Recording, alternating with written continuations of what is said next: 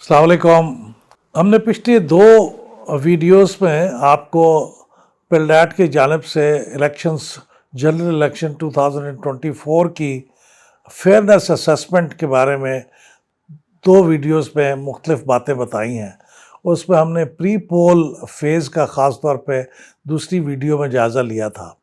आज हम election day के दो पार्ट्स के बारे में जायज़ा आपके साथ शेयर करेंगे। इलेक्शन डे के जो दो पार्ट्स हैं उनमें से एक पार्ट तो वो है जो सुबह 8 बजे से लेके शाम को 5 बजे तक जब पोलिंग हो रही होती है उससे मुतालिक होता है, और फिर उसका पार्ट 2 जिसके बारे में हम शायद एक अलग वीडियो में गुफ्तगू करेंगे, वो पोलिंग ख़त्म होने के बाद से कि जो मराहल होते हैं जिसके अंदर काउंटिंग होती है, रिज़ल्ट ट्रांसमिशन होती है, कंसोलिडेशन होती है, प्रोविजनल रिज़ल्ट की अनाउंसमेंट होती है, उसका जायज़ा लेते हैं पार्ट 2 के अंदर। तो आज पार्ट 1 का जायज़ा लेते हुए हम ये देखेंगे कि हमारा 2024 के आम इंतखाबात में पोलिंग डे का स्कोर कैसा रहा और कैसे हमारे पोलिंग डे के इंतज़ामात रहे। पोलिंग डे के अंदर जो आम तौर पे देखा गया, हमारी ऑब्जर्वेशन थी और असेसमेंट थी, वो ये कि ये पुरअमन पोलिंग थी, ऑर्डरली थी, मुनज़्ज़म थी।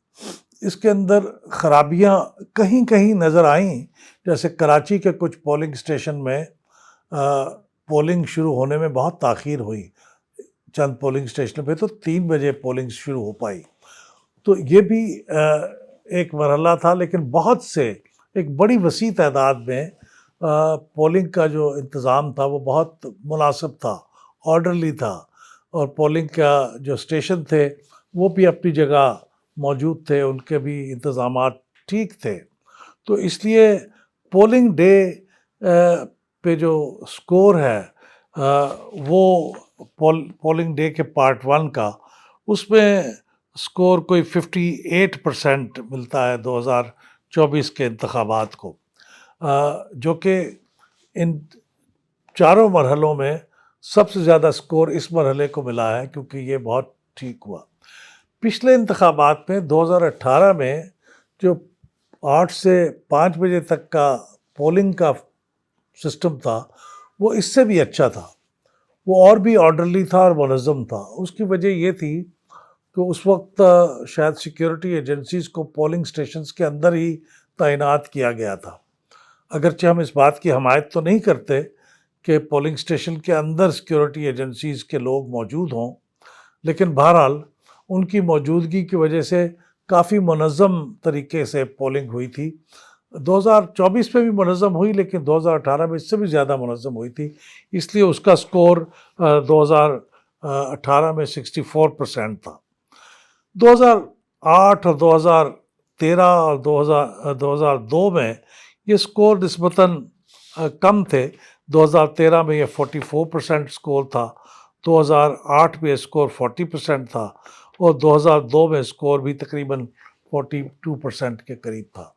तो इसलिए पोलिंग डे अमूमन किसी बड़े हादसे के बगैर इन सारे इंतखाबात में गुज़रती रही है।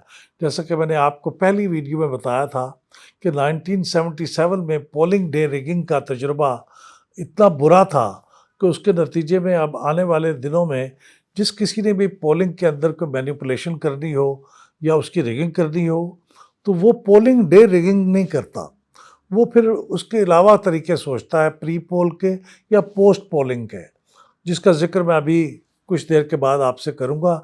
इसलिए पोलिंग डे के लिहाज से मैं समझता हूं कि ये फेयरनेस के एतबार से 2024 का इंतखाबात का मायार कोई इतना बुरा नहीं था, और ये चारों मरहलों में इसका स्कोर सबसे ज़्यादा था। आने वाले मरहले में मैं आपको पोलिंग डे के पार्ट 2 का जिक्र करूंगा, जो बहुत ही अहम मरहला है, और वो सबसे नाजुक मरहला भी इंतखाबात में पाया गया है। ये तमाम और इन जैसे कई इश्यूज पर अगर आप एनालिसिस देखना चाहते हैं तो फिर पिलडैट यूट्यूब चैनल को सब्सक्राइब कीजिए, बेल के बटन को दबाइए ताकि आप हमारी हर नई वीडियो रिलीज होते ही देख सकें।